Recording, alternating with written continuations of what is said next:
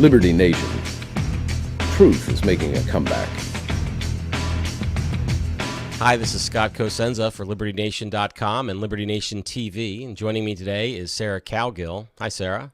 Hey, Scott. How are you? I'm all right, thank you. I'm getting through this cold season. Hopefully the end of it before spring has sprung. How about yourself?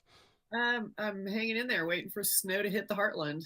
Okay, well, good luck with that. I wanted to do this LNTV because I was so surprised when I saw your piece about the death penalty for opioid sales that the Trump administration has sort of really pushed this week, both with the second time Donald Trump has publicly said that he wanted capital punishment involved in as a penalty for drug sales, and Jeff Sessions' letter to all United States attorneys essentially saying, hey, this is an important part of our overall strategy here. You better start asking for the death penalty in some of these cases. And I think this is a good thing to focus on for the sort of conservative libertarian divide. And, my goal certainly is to change minds, and I would like to change your mind on it. And it just sort of made me sad that somebody who is as smart and engaging and engaged as you can't see what I seem to see in front of my face, which is that this is a horrible, horrible thing to first of all, just the death penalty generally, to entrust that government functionaries with the power to kill other human beings when it's not an emergency seems like a galactically bad idea. And then to add on top of that we're going to do it for the drug war, which seems to me to be also an anti-conservative and a galactically bad idea, which proven through history. So that's sort of the background of for me, what's going on with this issue. So can you tell us just briefly, like there was a 3-point plan articulated, or maybe not fully articulated, but mentioned anyway by Trump. Can you talk about that, please? Yes, and fully articulated is a misnomer because they haven't come out with ways that they plan on funding a lot of it and how they are going to approach the death penalty angle of it. It's on the books already. They can already execute a drug kingpin if they would like to. Yeah, let me interrupt and just say, so if people don't understand, this is not about the administration asking for a new batch of laws to add the death penalty. It's already on the books. It's just something that the Obama administration and the Bush administration and the Clinton administration never really never went down that road. And it includes, for instance, and this was mentioned specifically by General Sessions in his letter, the death penalty for drug sales absent any hint of violence, which is something that I think is surprising to most Americans, that a person can be put to death in the United States just for selling some large quantity of drugs. Well, I mean, can you also wrap your mind around the fact that those people who are selling large quantities of drugs are contributing to the death of 64,000 people in the country each year? Mm-hmm. Yeah, I think that's certainly undebatable. They are contributing, and that's Sarah's mentioning now the death toll from opioids, which I think that's a 2016 number that you're quoting. So that is certainly a crisis, and I think it's there's a book called Crisis in Leviathan that is a great book, and it discusses how those who wish to accumulate power and wield power use crises, the times of crisis. Sort of, was it Podesta's line, never let a good crisis go to waste? And that's not just for the left, I think. It can also be for the right. So can you tell me, how is this going to be a big success? What's the end game where this is a big success, this policy? Well, the end game is the policy itself has an educational factor, a prevention factor, and a rehabilitation factor. So that's going to be your major success. It's not about putting to death people. It might be about scaring them a little bit. It's not about putting people to death that deal drugs. It's about having, the threat there that, look, you can't come in here and kill people. We'll kill you back.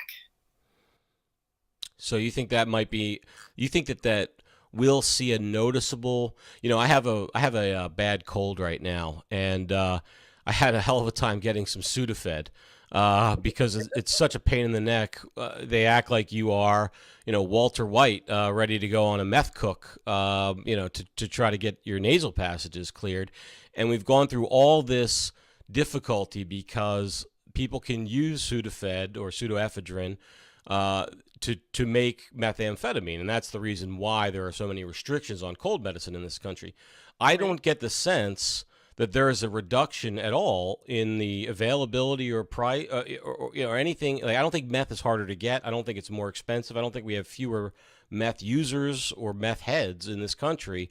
But I do know that you, I, and everybody else has now this giant layer of bureaucracy and people who can't breathe because it's harder to buy some Sudafed. And I wonder, is that not what we're going to see with this, with this death penalty for drugs? Are we really going to see a reduction? We're talking about, let's talk about whether it's fentanyl or heroin or other opioids. Are we really going to see, Sarah, because of this law, some sort of measurable, significant, fewer people dying, fewer people becoming addicted? Is that going to happen? I can't predict the future, but I can tell you this is something that hasn't been done. And granted, the Clinton administration and the Bush administration and the Obama administration, they had other fish to fry.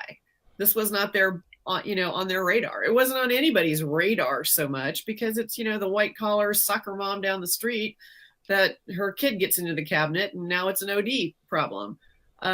It was not on anybody's radar. And then all of a sudden people started paying attention to it and compiling numbers, and they're like, holy moly, this is out of control. Mm-hmm. Do we know this is going to work? No, but should we try?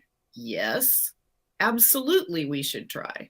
I'm not saying that, and frankly, you're adding a layer. That was your, adding another government layer because you had to show your ID and sign for Sudafed. Big deal. I have to show my ID every time I go buy a bottle of wine. Well, I'll tell you, so that's interesting. So it's not just the showing of the ID. What's happened is they've removed the product to an area where it's behind the counter. So in the pharmacy, in the stores where you used to be able to go 24 hours, now you can't go 24 hours. You can only go when there's a pharmacist on duty. And because of the way the inventory systems works with those drugs versus the other drugs, there's an entirely different system, which leads to, in the case of my local area anyway, lots of shortages. I'm being hyperbolic when I tell you that I had to drive to 4 stores to buy the drugs. And that you may say, well, that's a small burden to meet, and in the grand scheme of things, it is a small burden to meet. But it seems to me it's a burden that's been placed in my way for zero benefit. I'm sure that if I wanted to buy some speed, it would probably be easier than buying some Sudafed, or not much more difficult. And we have these, all these people have these little burdens. It's sort of like I think of it like, as a matter of fact, like the tariff on aluminum cans, aluminum, for instance. It doesn't cost you or me a ton of dough because we're not mass buyers of aluminum, but we still have to come out of pocket a little bit, right? And it's that adding up of that little bit that is a problem. Well, I think we all know about the tariff thing. It was just to punish China and not much of anything else. And maybe this is what this is. Maybe this is Trump's grandstanding play to say, I'm going to do something about it. Because, he went to New Hampshire and said he was going to do something about it. Mm-hmm. And honestly, he's the only one that has even thought about it. My pitch to you is, Sarah, that it's anti-conservative. That's my pitch to you. Here's the thing. It's not black and white. You can't put people and their views on these things that fit nicely into a nice little box of libertarian, conservative, centrist, Democrat, or alt-left. You just can't. I mean, you're going to swing around. People are going to have less of a passion for this kind of thing.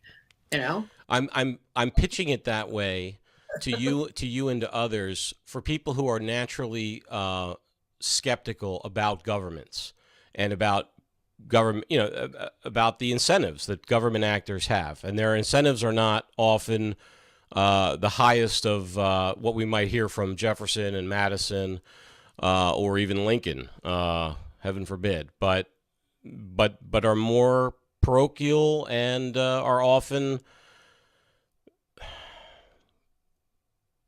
if not malignant, at least selfish and not about greater things. And so I shudder to give those people power to put me and my neighbors to death. And so I think I'll leave it there. I'll give you the last word. Well, the good news is you're not going to do anything to be put to death for. So let's not say we're all going to get all, bundled up and get out our AR-15 and wait for the government to come lock us up. That's not going to happen. It is not going to happen. This is, something that has just been launched, and let's see where he runs with it. For Sarah Cowgill, this is Scott Cosenza for Liberty Nation TV. Thanks for watching. Bye-bye. Liberty Nation. News and commentary, minus the propaganda. LibertyNation.com.